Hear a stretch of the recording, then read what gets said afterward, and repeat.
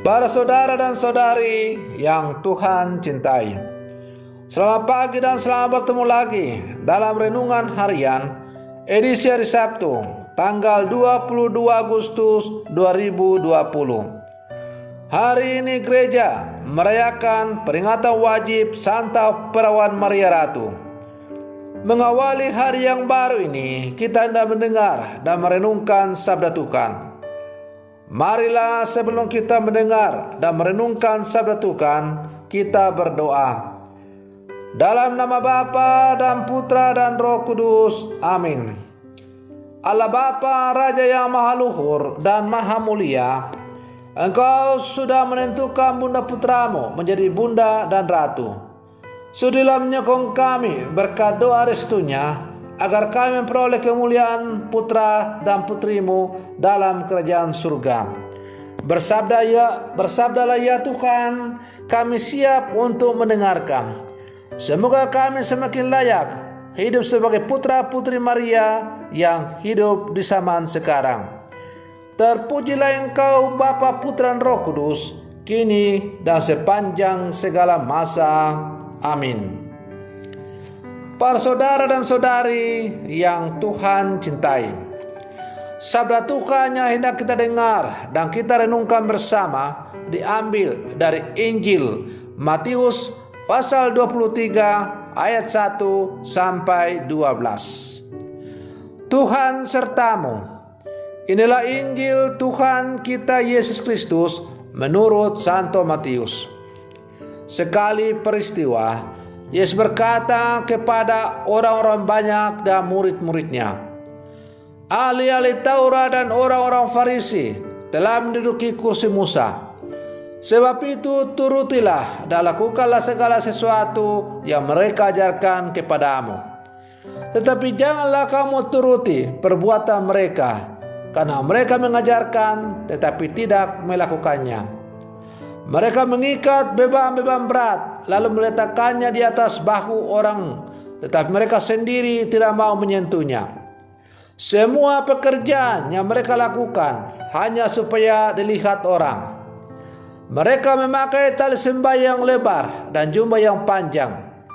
Mereka suka duduk di tempat terhormat dalam perjamuan dan di tempat terdepan di rumah ibadat. Mereka suka menerima penghormatan di pasar dan suka dipanggil rabi. Tetapi kalian, janganlah kalian suka disebut rabi, karena hanya satulah rabimu. Dan kalian semua adalah saudara. Dan janganlah kalian menyebut siapapun bapa di bumi ini, karena hanya satu Bapamu, yaitu Dia yang di surga. Janganlah pula kalian disebut pemimpin, karena hanya satu pemimpinmu, yaitu Kristus. Siapapun yang terbesar di antaramu, hendaklah ia menjadi pelayanmu. Barang siapa meninggikan diri, akan direndahkan, dan barang siapa merendahkan diri, akan ditinggikan. Demikianlah Injil Tuhan. Para saudara dan saudari yang Tuhan cintai, barang siapa meninggikan diri, ia akan direndahkan. Dan barang siapa merendahkan diri, ia akan ditinggikan. Yesus memberikan kita pesan religius yang paling sederhana tetapi sangat mendalam, yakni perihal kerendahan hati. Memegahkan diri untuk kehormatan, perhatian dan demi pujian tak punya makna apa-apa.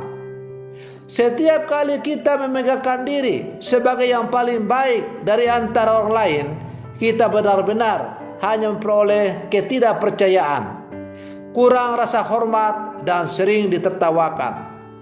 Setiap kali kita pukul dada, sebenarnya kita semakin ditertawakan, karena sebenarnya hati kita itu kosong. Ibarat tong yang bunyi nyaring tetapi tidak ada isi.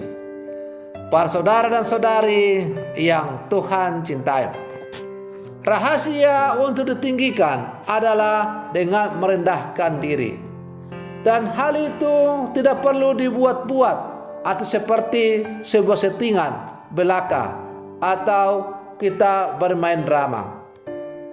Menurut asal-usul katanya, kata rendah hati berasal dari bahasa Latin, yaitu humilis yang berarti rendah dan humus yang berarti bumi. Maka kata rendah hati berarti menjadi siapa yang sejati di hadapan Tuhan dan sesama. Pertama-tama dengan berusaha untuk menjadi diri sendiri dan rendah hati. Para saudara dan saudari yang Tuhan cintai, Yesus tahu bahwa penghiburan yang jujur dengan diri sendiri membuka jalan bagi rahmat yang kuat. Penilaian diri yang sejati akan selalu membawa saya pada wawasan yang mendalam. Saya miskin akan kekosongan spiritual, kelaparan, menyadari banyak dosa dan kelalaian di hati saya, maka akan menghantar saya untuk semakin dekat dengan Tuhan. Di sanalah, di tempat yang sederhana itu, Anda dan saya akan selalu menemukan berkat yang Yesus berikan kepada setiap orang. Para saudara dan saudari yang Tuhan cintai, bila mana kita hendak menjadi yang terbesar, maka hendaklah kita menjadi pelayan bagi semua orang. Tidaklah susah untuk mengerti kata-kata Yesus ini. Orang yang selalu akan dikenang dan diingat bukanlah orang yang duduk berpangku tangan kalau ada sebuah kegiatan, tetapi orang yang akan dikenang dan selalu diingat adalah orang yang sibuk atau dengan rela melayani semua orang yang hadir dalam kegiatan itu. Maka orang-orang pelayan itulah yang selalu akan dikenang dan diingat oleh orang-orang yang hadir dalam kegiatan itu, lebih daripada orang yang hanya datang duduk berpangku tangan karena menganggap dirinya adalah orang-orang besar. Para saudara dan saudari yang Tuhan cintai, kerendahan hati bisa kita wujudkan juga dalam kesetiaan kita menjadi pelayan-pelayan. Dan menjadi pelayan-pelayan itu dimulai dari lingkup yang paling kecil, dalam keluarga, di Kombas, dan akhirnya di paroki, dan akhirnya di dalam masyarakat yang lebih luas. Karena itu, siapapun kita dipanggil untuk menjadi pelayan-pelayan. Seperti kata Yesus bahwa Ia datang ke dunia bukan untuk dilayani, melainkan untuk melayani.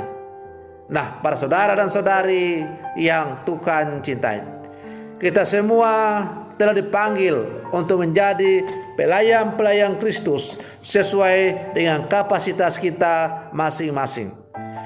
Karena itu, hendaklah kita masing-masing sesuai dengan kapasitas kita masing-masing, kita setia dalam tugas pelayanan kita masing-masing. Kalau saya sebagai seorang imam yang ditugaskan untuk menggembalakan umat di sebuah paroki, dalam hal ini misalnya menggembalakan umat di paroki Argapura, maka hendaklah saya setia untuk menjalankan tugas pelayanan saya sebagai seorang gembala, bukan supaya disanjung dan dipuji, tetapi supaya dalam tugas dan pelayanan saya itu Kristus semakin dinampakkan dan dimuliakan. Kalau pelayanan yang saya lakukan hanya bertujuan supaya disanjung dan dipuji, maka saya bukanlah seorang pelayan yang sejati. Karena pada akhirnya yang dinampakkan dalam pelayanan itu adalah orang semakin dihantar untuk bertemu dengan Tuhan. Seorang bapa keluarga dengan setia melayani sebagai seorang bapa keluarga, tekun mencari nafkah, bukan supaya disanjung dan dipuji, tetapi supaya semakin menghantar orang untuk semakin menyadari bahwa Allah itu sungguh murah hati yang hadir untuk memperhatikan anak-anaknya. Dan kemurahan Allah yang hadir untuk selalu menjaga dan melindungi keluarga itu adalah terwujud melalui kesetiaan pelayanan seorang kepala keluarga. Demikian juga halnya dengan seorang ibu rumah tangga, anak-anak, para guru, tukang ojek, dan apapun kita. Kita semua setia untuk menjadi seorang pelayan, supaya orang diantar untuk semakin menyadari bahwa Allah itu adalah sungguh baik hati dan hadir untuk melayani semua umat manusia dalam kehidupan ini lewat orang-orang yang telah Ia panggil dan utus sesuai dengan kapasitas masing-masing.